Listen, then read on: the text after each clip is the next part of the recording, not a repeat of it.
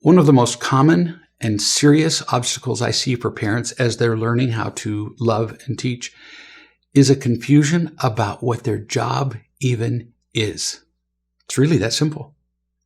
When we don't have enough of the real love we need most, which is simultaneously true for both parents and children, that's almost the kiss of death, unavoidably we feel emotional and spiritual pain. No exceptions. And we can't live with pain.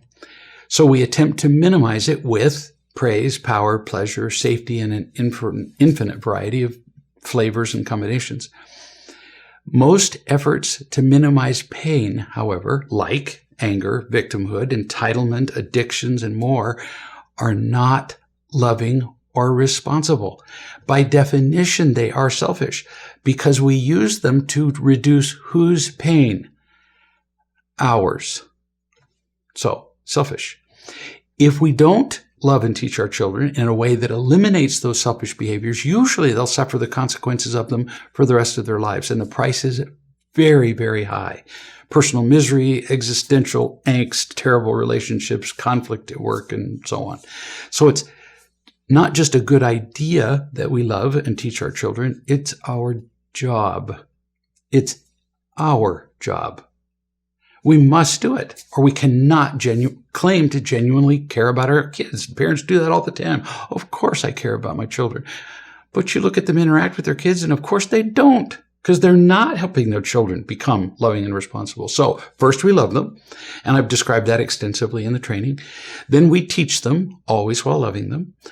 Unavoidably, on many occasions, when we teach them that a given behavior of theirs is not compatible with happiness, like anger, whining, complaining, snottiness, teasing, being irresponsible, using electronics in an overindulgent way, they don't want to hear that.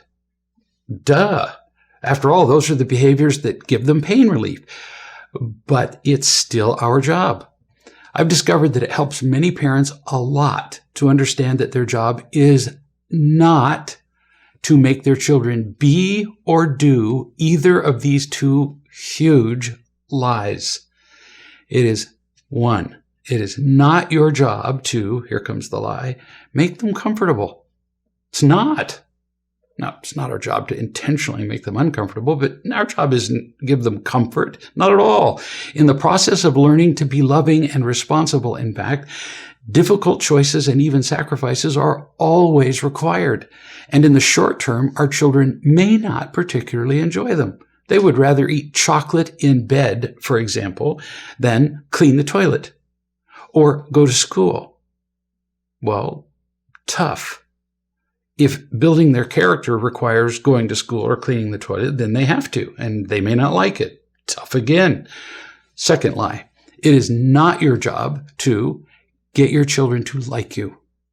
If you need any degree of approval from your children, or need them not to disapprove of you or be irritated at you, you are pretty much dead as a parent. You're ineffective. You're disqualified because you can't love them unconditionally while you need something from them. Can't. It's impossible. By definition, it's impossible. So let's make all this practical by using a metaphor, which will be useful for your own perspective and to share this metaphor with your children as you teach them. You'll have to remind them of it more than once. Let's imagine that you approach me. We'll make it more personal. And you ask me to train you to run the marathon in the Olympics. After I make sure that you're not just joking, I agree. Such training is grueling, to say the least, under the best of conditions.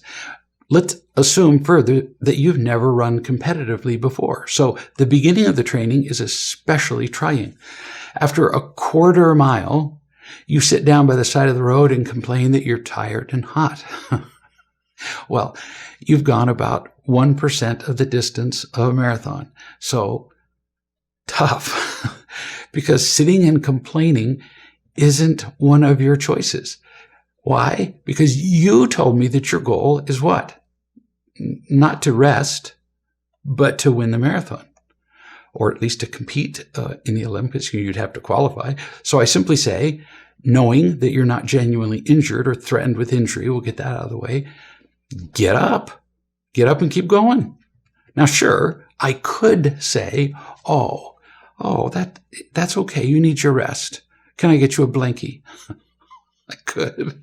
But following that pattern of training, obviously, you'd never qualify to run a race anywhere. I could drive up in a car and say, get in. I'll drive you the 26 miles. There's no sense in your being uncomfortable. I could volunteer to run the day's training for you, to spare you any exertion or discomfort. You're getting at how ridiculous it is that we buy into giving our children comfort now, aren't you?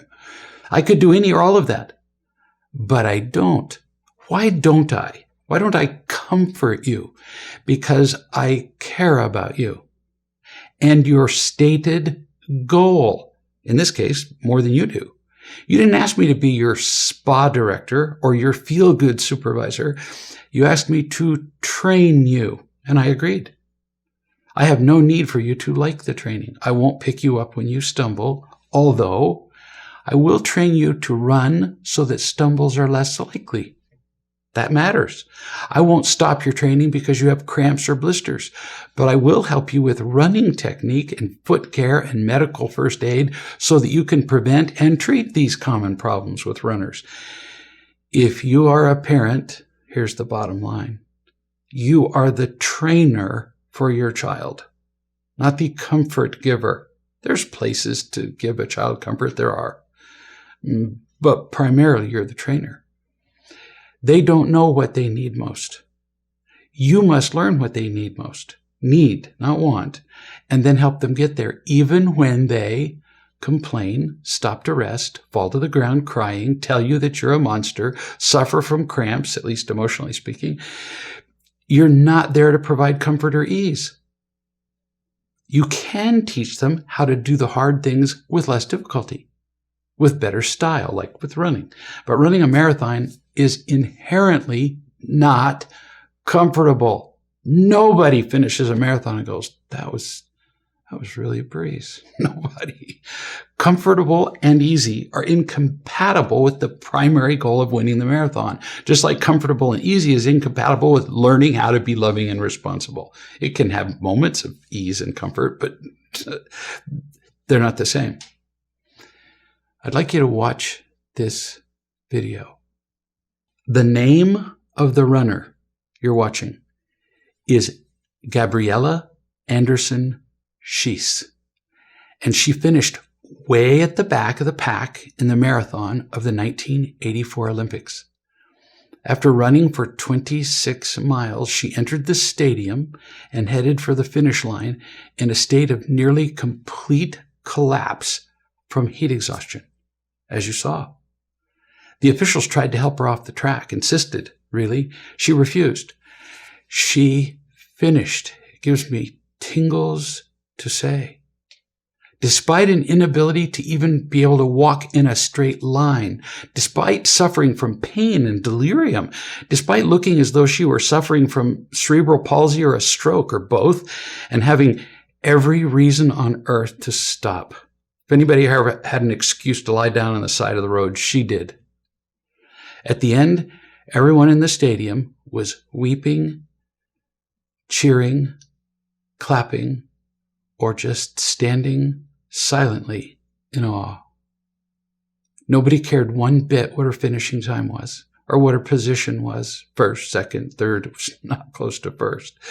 They admired her courage and wept to be privileged to witness her determination. She was a hero.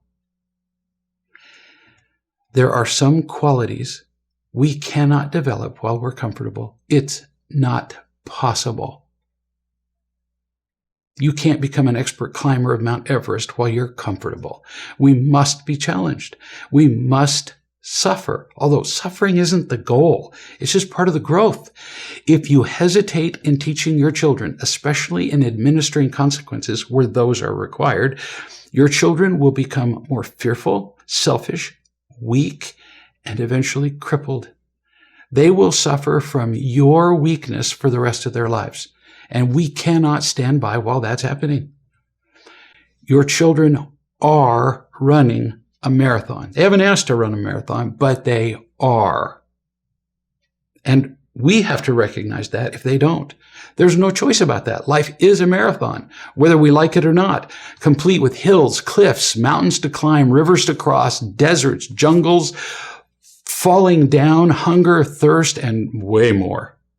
And our children are in the race, but they can't complete it. They can't do well in it. They certainly can't enjoy the exhilaration of the marathon without a skilled trainer. If you doubt that, just go outside and just attempt to run your first marathon. And you're it. You're the trainer. So the bottom line message here is be their trainer, not an enabler. Be a coach, not a cruise director. Be a parent, not a peer. Great love, patience, and skill are required to be a good trainer. In athletics, they're highly sought after.